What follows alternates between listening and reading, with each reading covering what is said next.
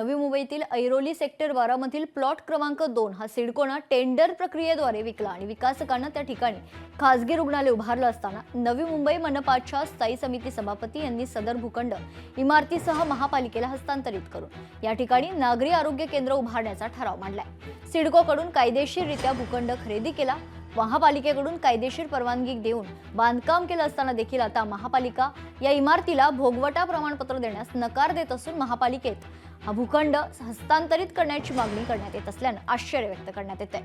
या संदर्भात भूखंडाचे मालक आणि विरोधी पक्ष नेत्यांनी टीका केली आहे, तर प्रभागातील जनतेसाठी हा ठराव मांडत असल्याची प्रतिक्रिया स्थायी समिती सभापती अशोक पाटील यांनी व्यक्त केली आहे।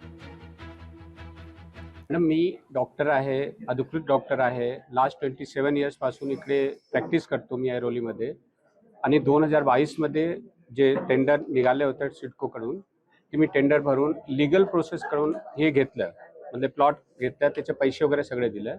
त्याच्यानंतर पैसे दिल्यानंतर माझ्या अलॉट झाले जेव्हा तेव्हापासून कुठे पण मी गेल्या NOC वगैरेसाठी काय पण पाहिजे, मला CC पाहिजे, तर हे जे अशोक भाऊसाहेब पाटील स्थानिक नगरसेवक आहे त्यांच्याकडे काही ना काही विरोध होता। तिथे मी जिथे गेल्या तिथे ते लोक मला मतलब खूप त्रास दिला। शेवटी काय असतं की काही गोष्टी अशा असतात की आणि हे मला वाटतं हे पहिल्यांदाच नव्या मुंबईमध्ये असं घडते की ॲक्विजिशन झालेल्या बिल्डिंगला म्हणजे पूर्णपणे रेडी झालेल्या बिल्डिंगला ही नवी मुंबई महानगरपालिका प्रस्ताव आणते ॲक्विजिशनचा।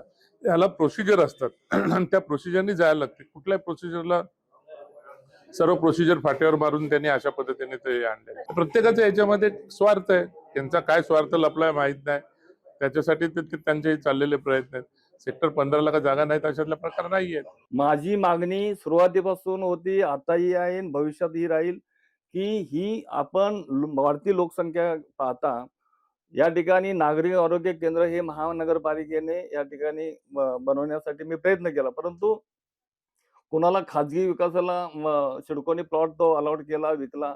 ज्यावेळेला सिडकोने हे टेंडर काढलं त्यावेळेला सुद्धा माझी मागणी होती की हे टेंडर निघाल्यावर रद्द करावं आणि महानगरपालिकेने त्या ठिकाणी नागरिक आरोग्य केंद्राची सुविधा करून लोकांना या ठिकाणच्या स्थानिक नागरिकांना सुविधा कराव्या। लोकशाही मराठी ऐका, पहा, जागरूक रहा।